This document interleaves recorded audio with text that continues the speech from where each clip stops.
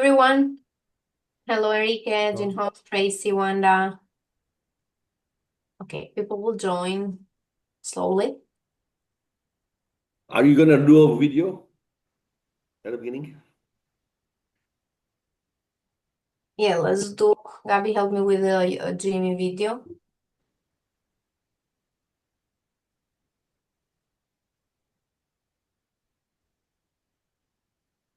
Hello, Jin Hong. Good to see you. It's been a while. See you, Hitendra. Yes, we live in interesting times. Yeah. Long and I were talking just a few minutes ago about the graduation that's going on at Harvard right now, and you can imagine how the international students are feeling, where some of them may not be graduating, some of them may have to transfer to another school and things like that. So challenges of those type. The graduation is here. And imagine Health International Business School, Tom, is probably concerned also in terms of the attitude of the government, and therefore how will international students will be respected or disrespected if they come to this country. And therefore, I'm sure enrollments are going down. Okay. Gabby, ready, or do you want me to share? Can you share it, please, Eddie? Sure.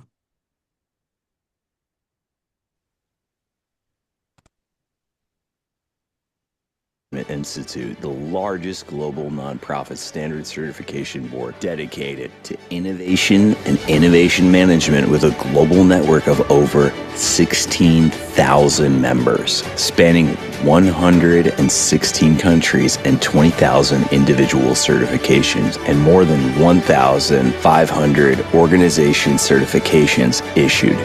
Jimmy is the preeminent thought leader in driving innovation within organizations and equipping individuals with skill sets to innovate successfully. Jimmy has published the Global Innovation Science Handbook and is sponsoring the International Journal of Innovation and Science. After merging with the International Association of Innovation Professionals, Jimmy became the main innovation certification organization in the world, now driving global ISO innovation management standards. Jimmy is driving development of AI tools to help companies do bigger and bolder innovations faster and cheaper through leveraging innovation ecosystems. Jimmy is leading 5 centers of excellence across high-growth sectors and has established within the Dubai Government Excellence Program the Global Council of Innovative Organizations. Jimmy has created Jimmy Think Tank, a weekly forum that brings together some of the world's best speakers to discuss innovation, leading to the creation of the Jimmy Speakers Bureau. Jimmy is democratizing innovation globally through a network of over 32 partners who deliver Jimmy offerings in their respective countries, more than 200 corporate partners, and over 100 universities and numerous governments that utilize Jimmy's methodology. Great. Thank you very much. Hitendra, do you want to start? Sure. So good morning, good afternoon, everybody. Welcome.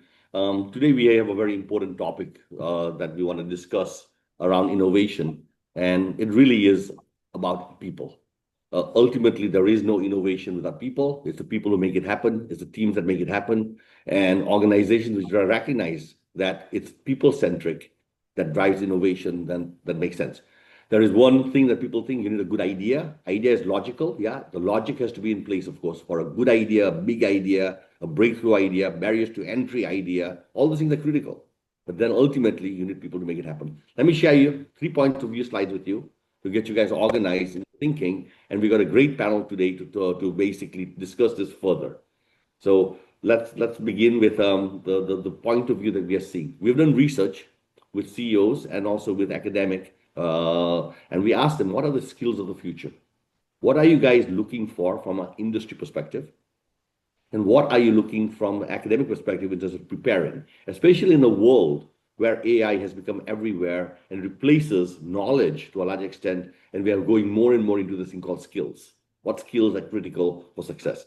And when we look at the great companies, whether it's at Google, Amazon, or Microsoft, even Tesla, or when we look at the great universities inside the United States, whether it's Harvard or Stanford or MIT or the University of Michigan, they all collectively have basically converged on these 5 skills. Number 1, innovation. Innovation is a skill. What does that mean? People are unclear about what that means, but it's innovation as a skill.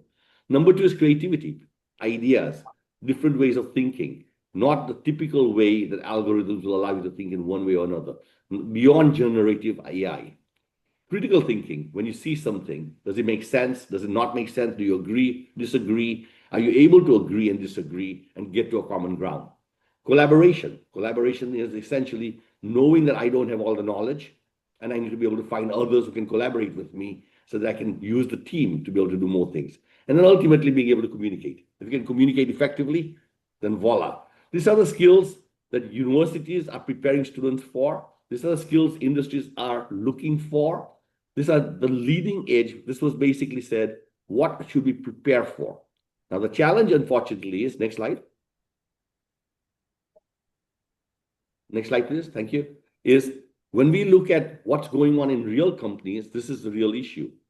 When teams are trying to start an idea and try and finish it, the people they hired in the past were not the right people. The journey that they have to go on to looks like the following. It's not a straight line. It's a squiggly line. And too often we have created a group of people who like to do project management, which is well planned and well experienced, or they want to actually do something that has been done before. Very few people who have been hired in are being hired in because they've got the ability to go on exploration journeys, experimental journeys, scientific journeys. The scientists certainly have it. The marketeers certainly have some of this thing. But the rest of the organization, to a large extent, is very much about tell me what to do and I'll do exactly that. And if somebody else has done it, then show me the benchmark and I'll replicate it. But they're not out there to try and do something that's never been done before. So as a result, most CEOs and most companies are complaining that we don't have the right people to put on innovation projects, and they will start the journey, but they don't have the grit. They don't have the can-do. They don't have the collaboration. They don't have the experimental mindset. And they are using the tools even of Agile and Sprint, but they don't have the behavioral skills to be successful in general. Next slide. So the question to you guys is very simple. When you look around and looking around for hiring people and everything else, is are you really hiring the right people in your company? Are you hiring the people who will help you drive innovation? And this is not just technical skills, saying I need somebody with AI skills or mechanical engineering skills or marketing skills or HR skills. Those are necessary. That's what college has been teaching in the past. And that's what a job description used to be all about. But what we are seeing increasingly is HR should be hiring for behavioral skills that are very different than the skills that we were expecting before. Not obedience, but some irreverence. Not people who just say, thanks for telling me what to do, I'll do exactly that. But people who break the rules.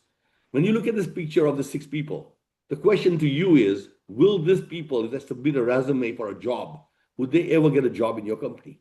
And most likely, most companies will say, these guys are weird. These guys are strange. But these are the people who actually have big ideas. These are the people who don't give up on their ideas. And these are the people who change the world. And so the question is, who are you hiring? Do they look just like you because you are successful in that company and therefore you're making them look the same? And this is a challenge for McKinsey, Goldman Sachs, and everybody else. Bankers hire bankers, consultants hire consultants, and engineers hire engineers. What we need is more diversity and more inclusivity of these different ways of thinking and approaches to solving problems. And with that, I want to set up the stage for a great event today. We have 3 great speakers coming in today and a panel. And of course, Ariella will be managing this panel. But I just want to make sure I introduce each person just briefly, just so you guys know who they are. Tom Sullivan and I, we've been working for years, I would like to say, from back in 1999, when we worked at Samex in Mexico and Pamex in Mexico, and we were driving leadership and teams and high-performance teams. He comes with a great experience, having worked in with Peter Senge's group in systems thinking. He was part of the Innovation Associates group at Arthur D. Little, and he has been a professor for many, many, many years at the Hult International Business School, building teams and everything else. Now, the next person, just to make sure I introduce them into my familiarity, Mike and I have known each other for many years also. Mike was working at Bombardier before, and he was leading innovation transformation with culture transformation as part of the thing. And behind that, he has been pushing innovation done many presentations on innovation in corporations and the challenges of innovation in these big companies like Swiss Log and other companies. And right now, he's been driving this at Volvo. And so another good dear friend who's been working in innovation for a long time, and he's got battle scars telling you what works and what doesn't work. And he'll tell you, even after 30 years, it's still pretty hard. Right. And then, of course, Long, we met a year ago, and she's delightful to engage with and interact with. Very smart woman leading on talent and development at Petronas. Petronas is one of the largest companies in the world, one of the largest oil producers in Malaysia, the 8th biggest oil producer in the world. And they have footprints across the globe. And if you guys like the tall buildings, the beautiful 2 buildings in Malaysia, the Petronas Towers are from that particular company. And if you like Formula One, this is the company which brings all these things together. But behind all that is the talent. Long has been driving the talent, the training, the right competencies required for success for Petronas to do well in the future. So I'll stop there. And Erila, I'm going to let you manage the panel and have a great discussion. And I'm happy to jump in whenever we need to jump in. Thank you, Hitendra, for setting up the stage. And in particular, thank you, Tom, Mike, and Long for accepting the invite to be in this panel and to talk about this important topic. Look, we have talked a lot about innovation. Usually we do this every Wednesday in Jimmy as part of the Jimmy think tank and about the innovators and all, but I think we don't put the emphasis enough sometimes on the important and strategic role that HR should have basically in the company to actually hire, develop and train, but also retain the right people and how they should collaborate with innovation. So that's the main aim that we want to uncover basically in this panel. My first question is, of course, addressed to Mike, and of course, all of you feel free to add afterwards. Mike, based on your long and extensive experience driving innovation, okay, and transformation in companies and hiring people, training people, and all this. So, what are the characteristics you would want for an individual on innovation? Yeah. Thanks, Arita, and thanks, Hitendra. I thought you did a fantastic introduction. I really liked the thoughts that you presented, because I have to agree with almost all of it. I think, you talk about 30 years, it makes me start to feel old, but it's true. You say it's still pretty hard. And I suppose those 30 years or whatever have allowed me to kind of zero in on why is it pretty hard? And therefore, how do we do it? Because I like to take a very people-focused approach to innovation. Sure, we need strategy, sure, we need processes, but in the end of the day, you get no innovation if you don't have people who are actually innovating and knowing how to do it. So is that skills? Is it talent? Is it character and grit? Is it mindset? I think it's all a bit of a mix of those different things. And the reason why it's hard is that innovation sounds like this shiny, happy thing, which is going to be so fun and great. And it feels like, yeah, we have to innovate. It's an imperative. It's exciting. But then there comes this realization that innovation is change. And if we ask somebody to innovate, they'll run through a brick wall. If we ask somebody to change, they are cautious. And in the end of the day, therefore, change means that we have an uncertain situation. It means that we're taking risks. It means that we're trying stuff. So we need people who like to take risks, who are brave in doing that, who are prepared to dedicate the time and the bravery to work on exploring options. And then, really importantly, I think, accepting in entering that journey that you don't know what the outcome is going to be. So when we talk about HR departments or people and culture departments, typically, traditionally, they're hiring people to do the most efficient, effective job on a particular task. And that's the kind of thing that we get educated to do when we do our educations in university or whatever, where we learn how to do exams so we don't get the answers wrong. We get the answers right. We're not taking risks. So, we could talk all day about sort of, does that mean that we're educating creativity out of people? I think we're also educating more broadly innovation out of people because people don't like to make mistakes. We're not rewarded for making mistakes, but we have to make mistakes if we're going to innovate. And what does that mean in terms of the people, actually? Well, you don't get all of this in one person is another thing. So we need some people who are good at coming up with those options.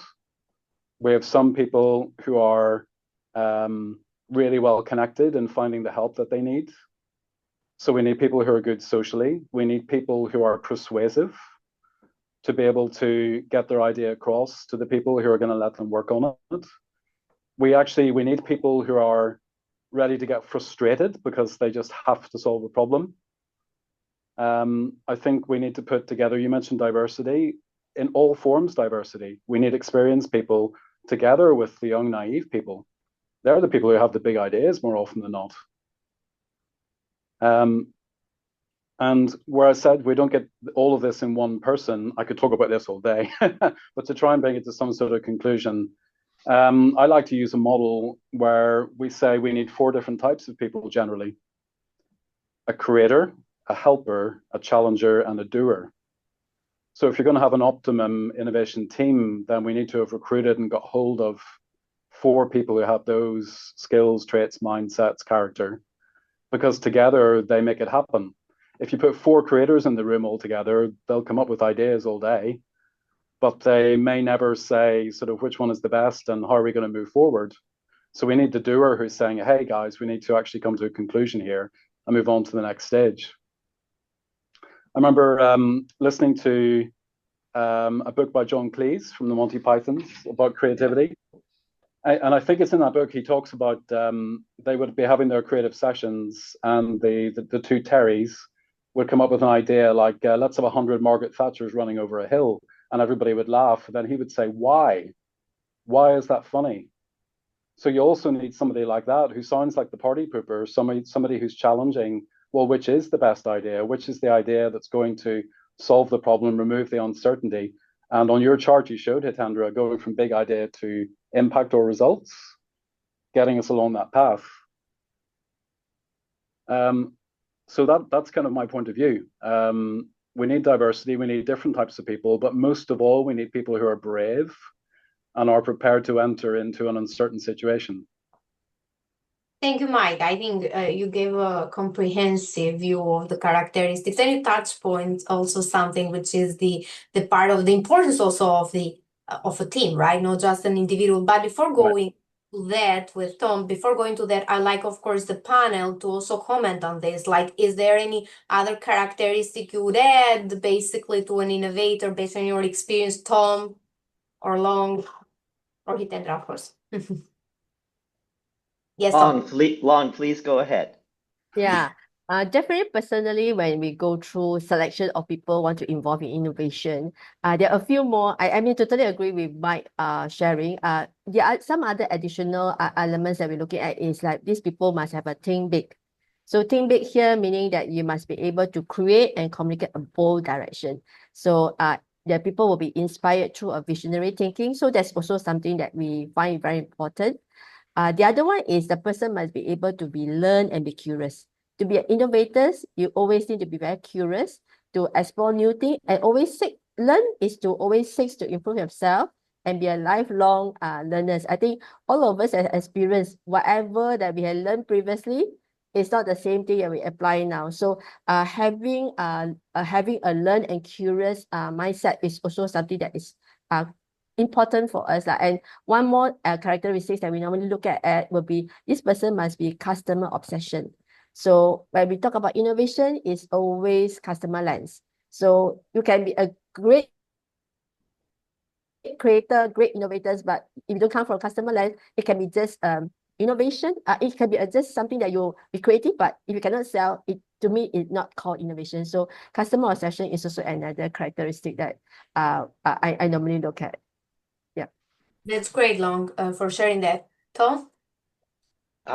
Well, thanks again for everybody. Thanks, Arilla, for hosting us with this Hitendra, great introduction. And Long, I like what you said. And Mike, just really kind of thought-provoking perspective and the history that you've had. One thing that I would just add a layer to what you've said, I agree both with Long and Mike in this, is it's not only that the individuals have to have that, but you have to think about as a manager, what are managers doing? And managers are influenced by, yes, they want creativity and they need control, right? So that's, you have to have some way to predict, you have some way to think about things. And unfortunately, control is much easier to control than creativity.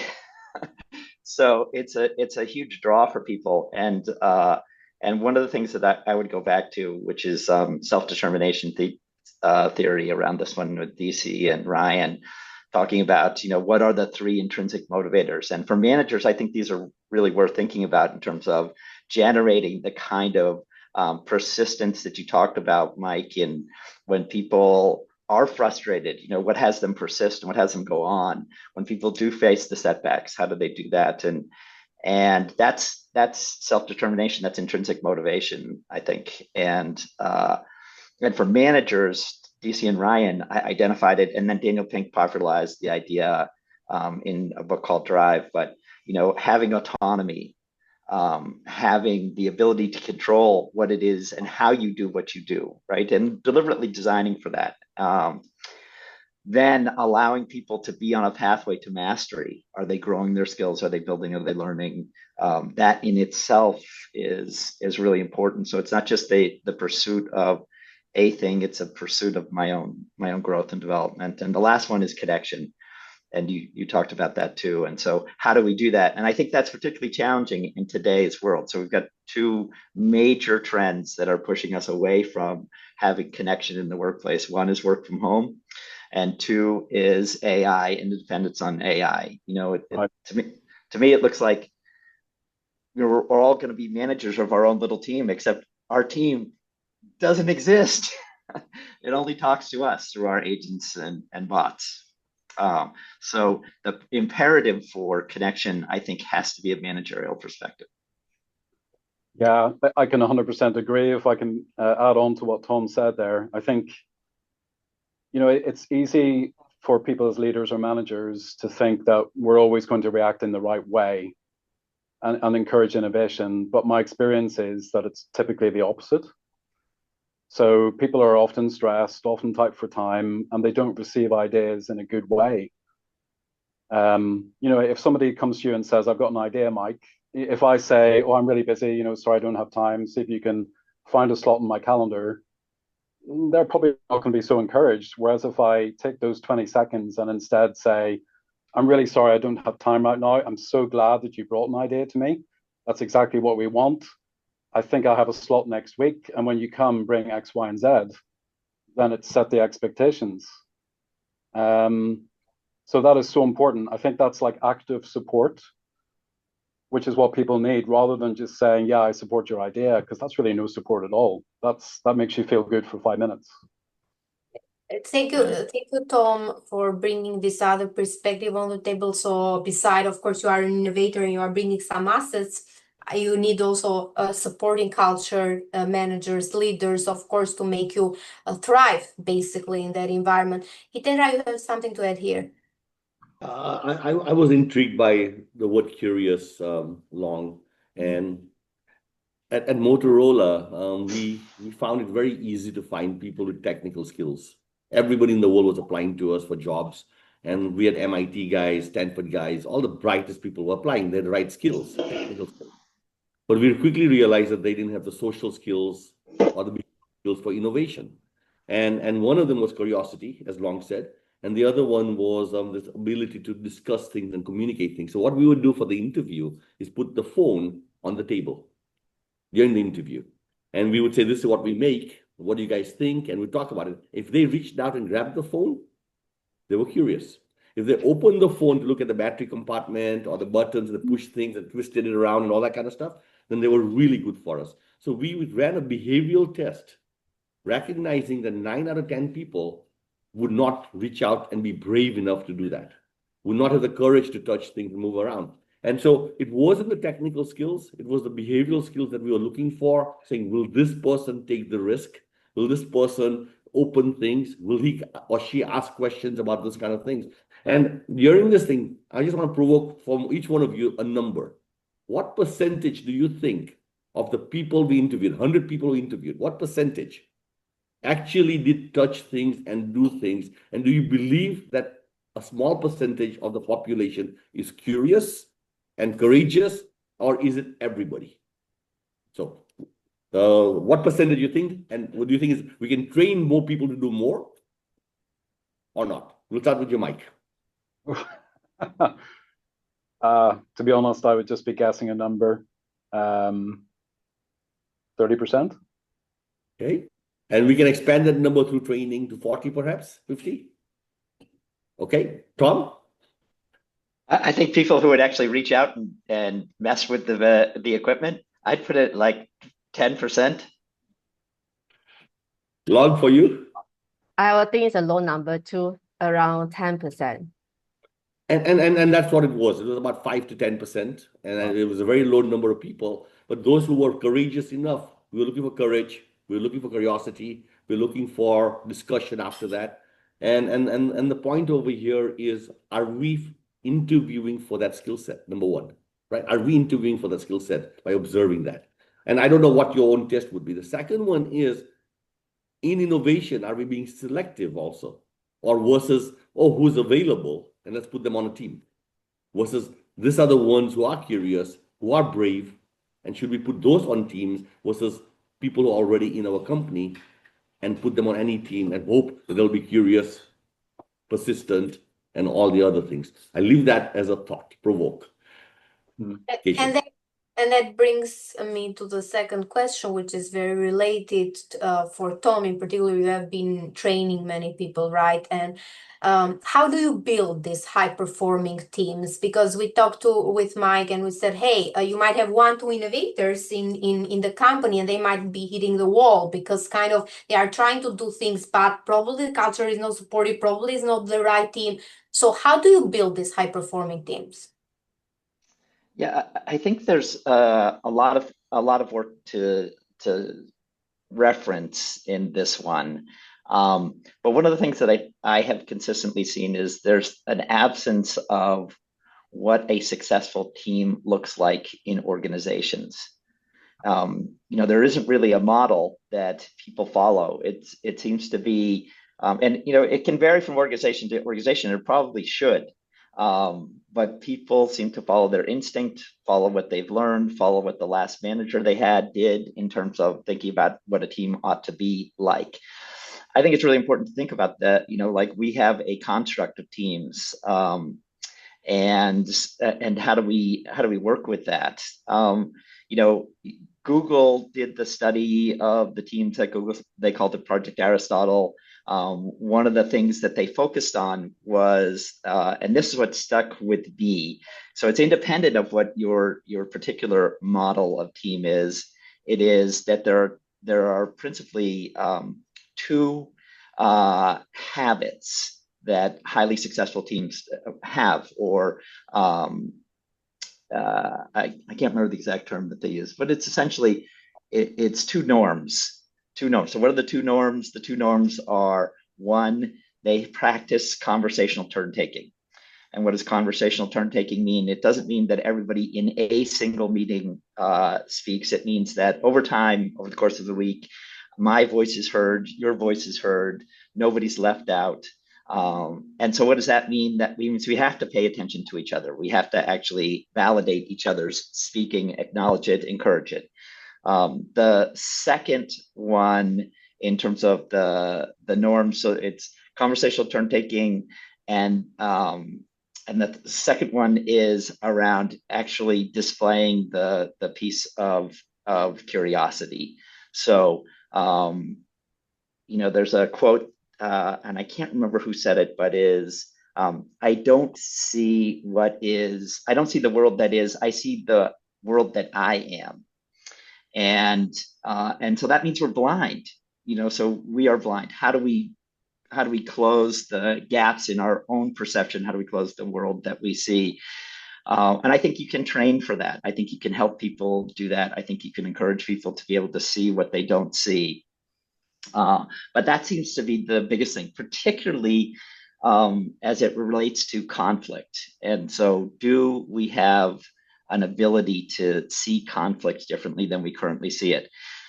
Both with the aspects of thinking about innovation inside an organization, then thinking about inside of teams. What do we want from individuals? We want courage in those moments, right? So we want courage from individuals in the pursuit of innovation.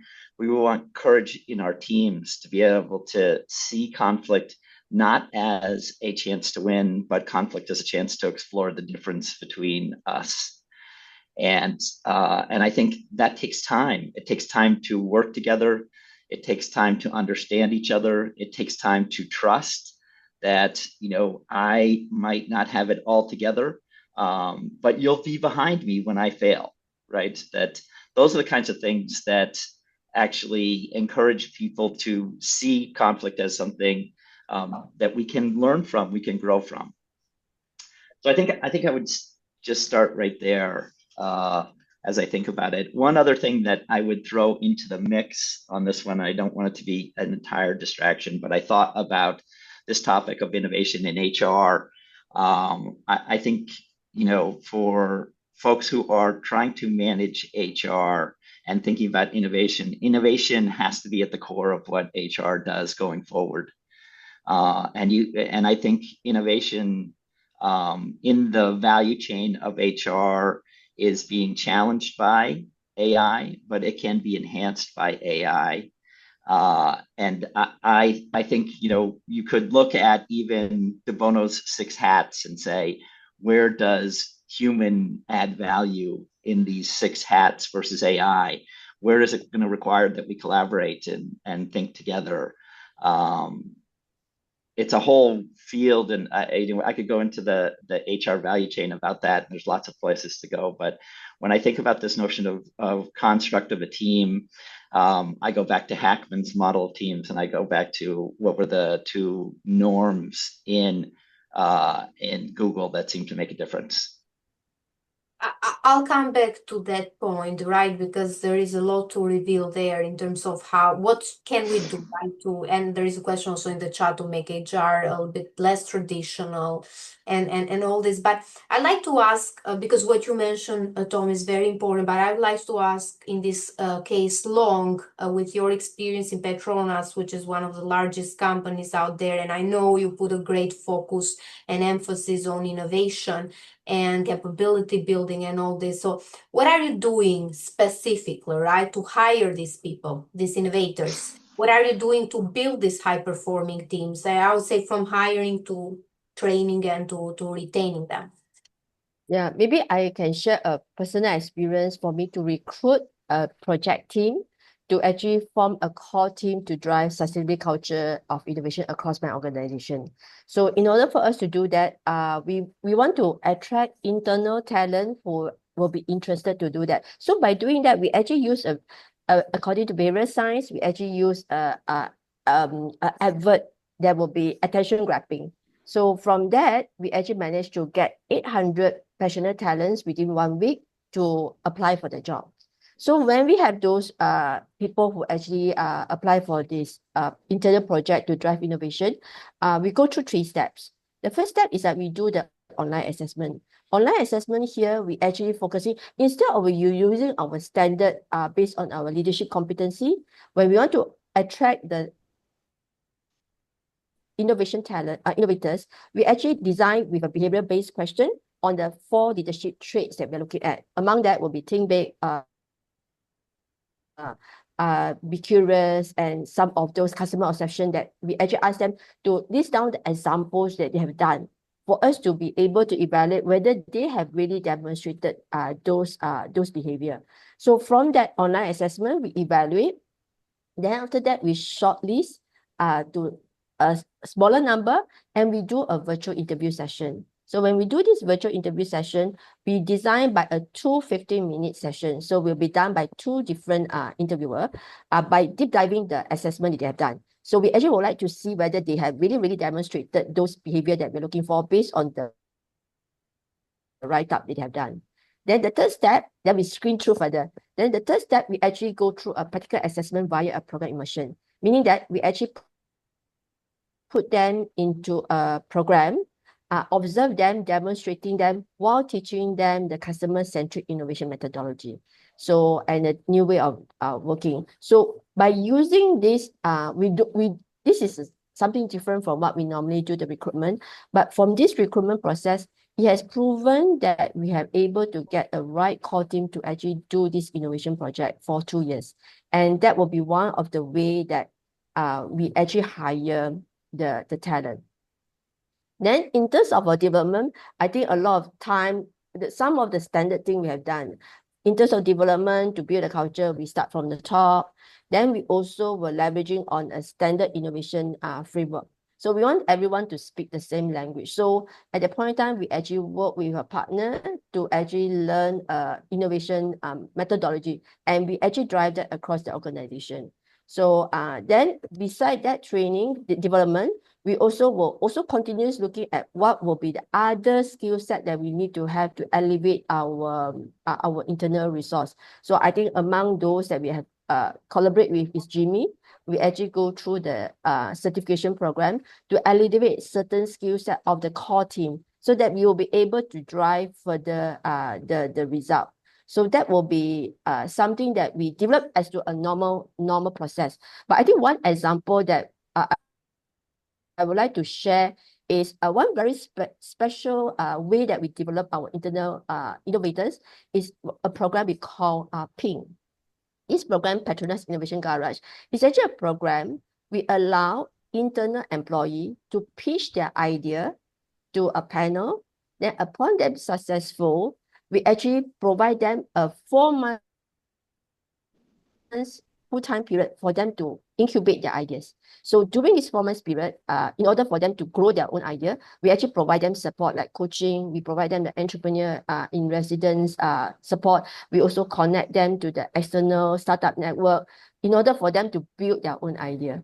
So from there, after 4 months, they pitch to a demo day. So for those really successful, they are given a 1 year contract for them to really grow their own idea. So I think when we share a lot of this with a lot of organizations, they actually is quite impressed that we actually do that extent. And some people ask, so after you invest them for 1 year to build their own ideas, so if they're successful, they will set up their own company. And for those that, but then they will say, what's the benefit for Petronas? Actually, a lot of things that people don't see that the benefit for Petronas is that one of the key things that we work on is also to build the nation, to build a nation. So if they are successful, they will be able to do something, contribute to the nation with their ideas. And for some of the ideas that can actually spin off for Petronas operation. So that will be also a benefit. But just in case some of them plan to return back to the workforce, and a lot of feedback that for these people who have gone through this development program, when they come back, they are a different person, and they actually have a very good innovation mindset, and that kind of mindset and culture they can actually spread across the unit they work on, and that's where we can actually start having a movement by people that really go through that. Like for myself, I have a team who have gone through this journey. And what makes her great is that when she come back, even as a facilitator for the program, she can actually illustrate a real life example what she had gone through. So that's also have increased her credibility as a facilitator by able to also show real life example that she had gone through this journey. So that will be something that is unique that we have done to actually grow internal talent. Because we also notice that all this hidden talent, they can be daytime, they do their job. For those really passionate, over the weekend and all that, they still run their project. Then why don't we make this hidden talent be visible so that we also provide the platform, and people will see that Petronas is really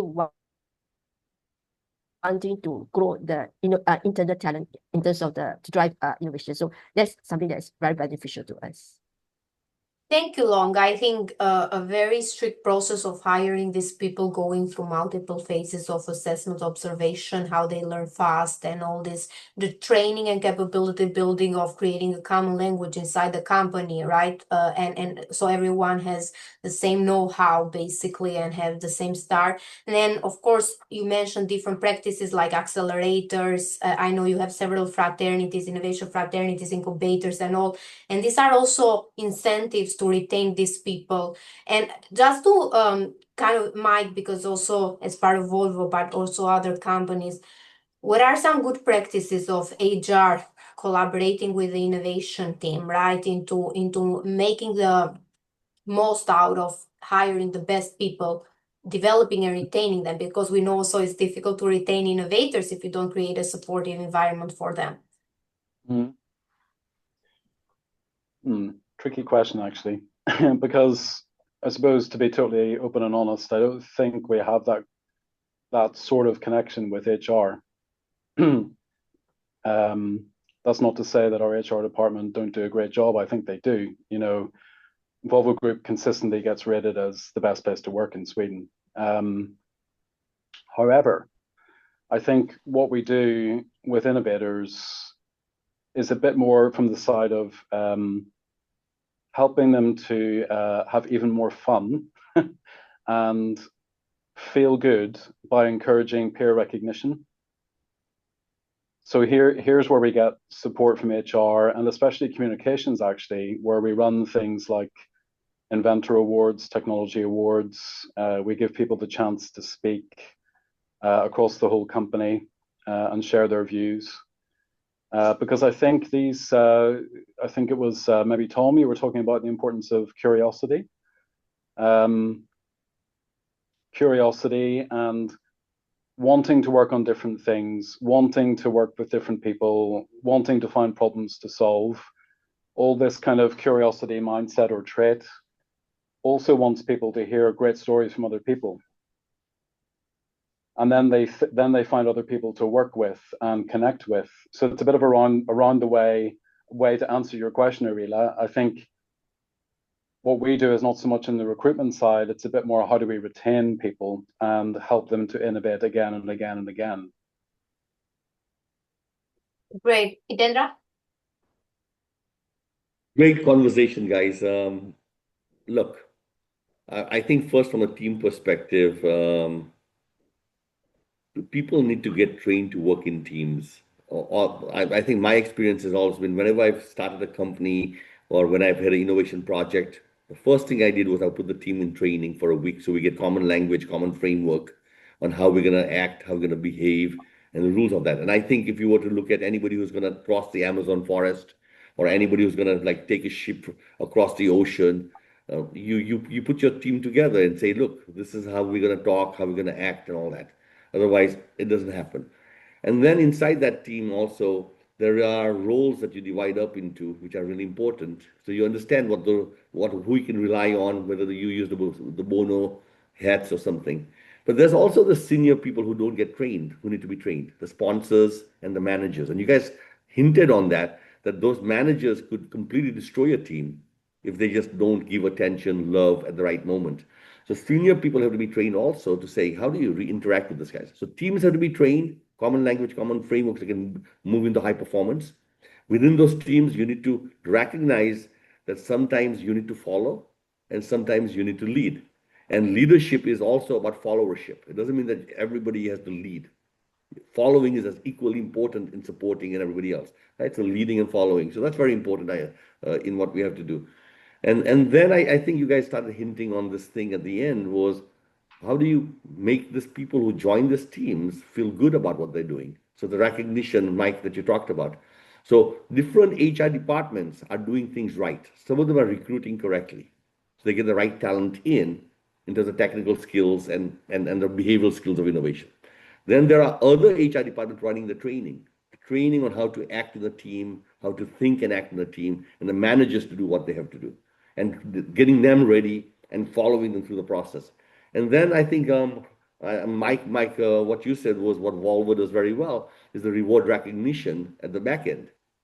the reward recognition, saying that if you do this, and then also what Long said, if you do this projects and you're developing as an individual, but you can also join back in the regular workforce.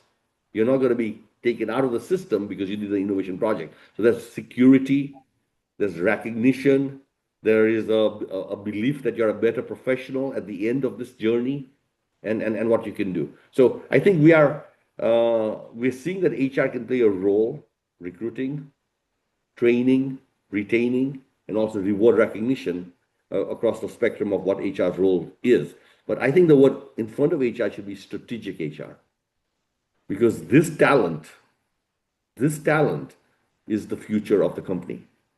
This talent is the future strategy of what's next and what else. And it should not be left as an afterthought. It should be a core strategic focus from leadership saying, are we hiring right for what our company will look like in 3 years and 5 years from now? And so it should be lifted up. So I'll stop over there and then ask the question, how do you make that happen in your company?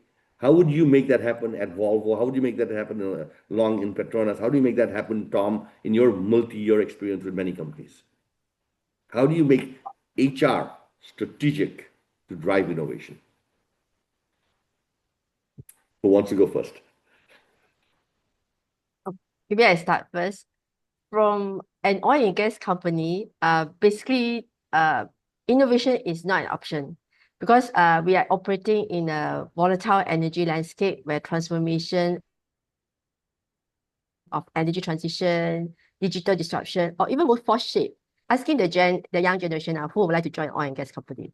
So the thing that we want to work on is that we want to ensure recruiting the right people is important, but also retaining them for continuation is important because they always like to be challenged. So giving them a right set of reward is also, sometimes some of it, we may need to have a differentiated reward system.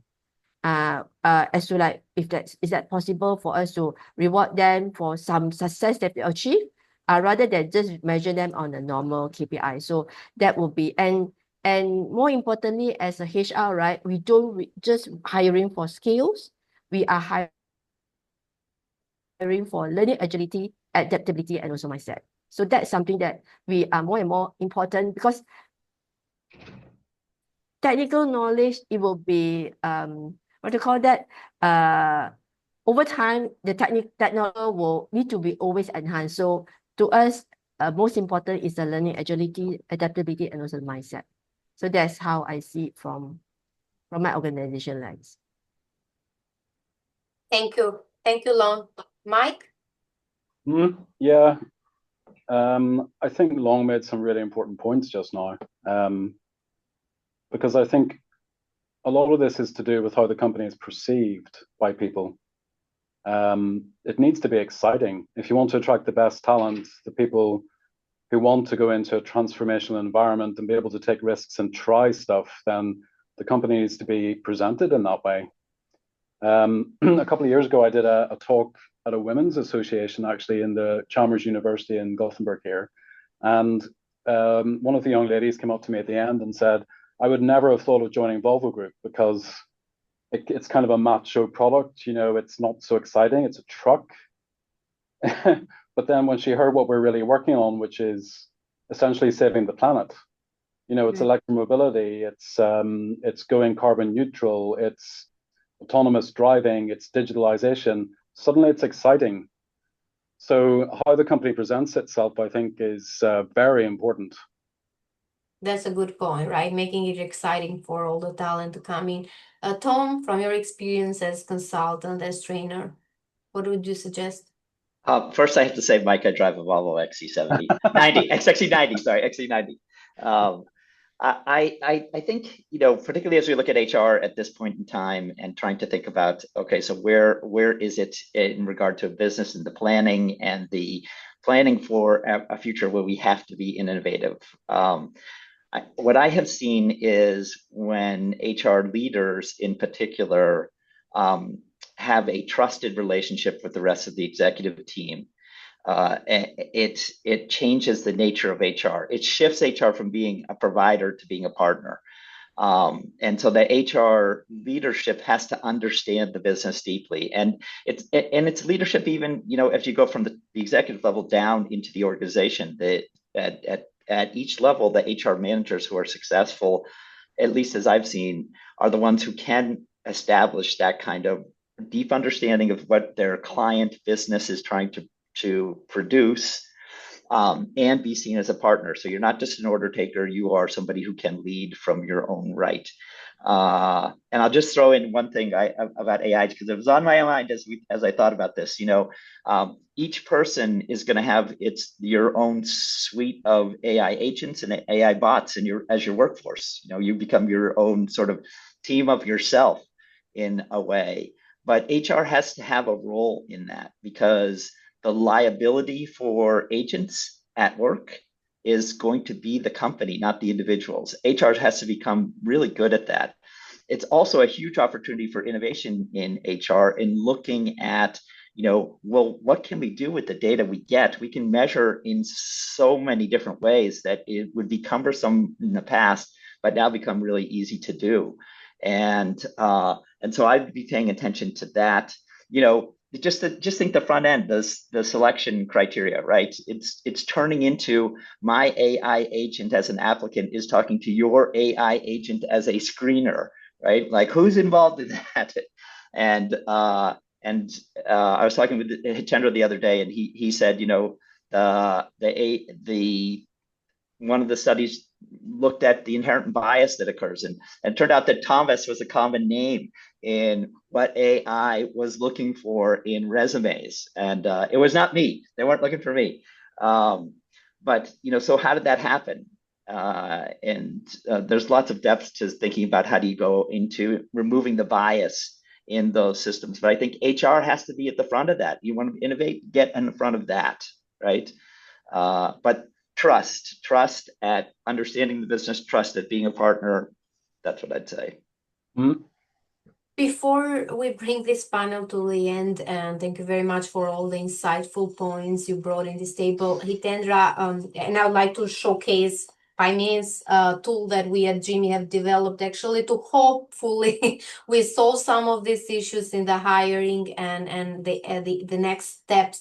Hitendra, also, what you believe we as a big community of innovators, Jimmy, as a capability building body, we should do more to educate not just innovation managers, right, but also HR in this situation? I think we need to future-proof the discipline of innovation and not leave it to chance. And we have in the past basically said, I need a team, and you would ask a CEO to staff it, and the CEO would say, who's available? Peter and Jane. And you would ask, why is Peter and Jane available? And are they the right people for the project? Of course. And so the point over here was we would staff with who's available. Available does not mean they're good people. Then we need to be much more selective, much more prescriptive. You never build a bridge without an engineer with bridge building skills. So in here, the behavioral skills are critical for innovation.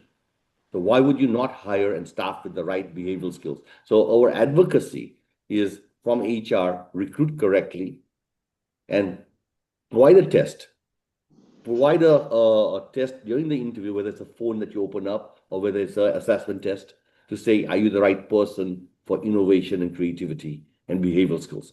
When you're staffing a team inside the company, do a test again to make sure they're the right people. And if they're not the right people, provide some training to them to be able to do that. But have an assessment which tells you, are this the right people for the team? Because I'll assure you, I will fight tooth and nail for the team that I'm given for any innovation. And I will get rid of people who are not good enough because I know that one person will destroy my team. Innovation is very hard. And you need very good people around you. Why would you start with just who's available? Why not be much more prescriptive and much more strategic about it? So with that, I'll let show you this assessment tool that might help you be able to select the right people and everything else. Thank you very much for setting this stage about the importance of HR, strategic HR, actually, to help on bringing the best innovators in the team, developing them further, but also retaining them. Jimmy, for a long time right now, has developed, and not just Jimmy, but of course with a big team. We have developed this innovation potential assessment, which is based on two fundamentals. One is the mindset, and we talked a lot about that with Mike and with Long and with Tom, which is based on growth mindset, grit, creative collaboration, and flexible execution, and then on the knowledge and the tools that normally an innovator should have. So we have built this innovation potential assessment where you can recruit by these innovation behaviors. Out of this, you get an individual assessment where you can see your barriers, your drivers, your innovation profile, and it's kind of nice where you can understand more yourself. But what's more powerful is for the HR and the innovation managers where they can identify their innovators. So they can see this, what type of composition they have in the team. What are the profiles? Do they have rule breakers, rule makers, optimistic executors, rule followers? So what's the level of the mindset and the know-how of these people? And then what's important is to put the aces in the right places. So they understand who are the people that immediately can lead innovation teams, who are the people that can join innovation teams, who are the people that can get trained on innovation, and kind of who are the people that probably are not the best fit of innovation, is what Hitendra said, who is available probably that we are using, but are not the best fit of innovation and probably are kind of contaminating the team. So these are like three main pillars that this assessment does. And of course, it gives you a path for each profile. What are different trainings and certifications that you can get? We have mapped it out based on the comprehensive portfolio that Jimmy has, but doesn't mean it has to be Jimmy, has can be any other organization actually, which is offering training certifications.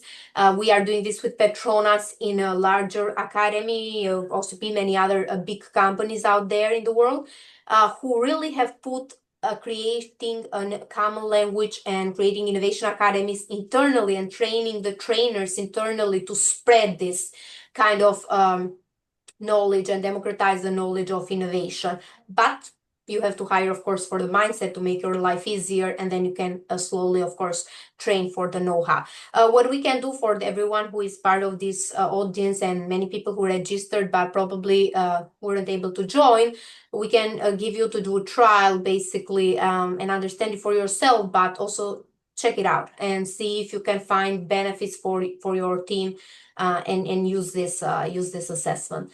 Any last word that you want to say, Hitendra, or any other? You are welcomed. Yeah, I would say for everybody, first, just do an assessment for yourself and see how you score inside this and see whether you have got the behavioral skills and the technical skills. The thing that I learned, technical skills can be taught. How to do agile, how to do scrum, how to do sprint, that can be taught. Behavioral skills are very much the roots of who you are. Very much the roots of who you are. And to change that requires a lot of prompting, a lot of repeats, a lot of habits and practice and all that. And so it's much harder to develop behaviors which are correct.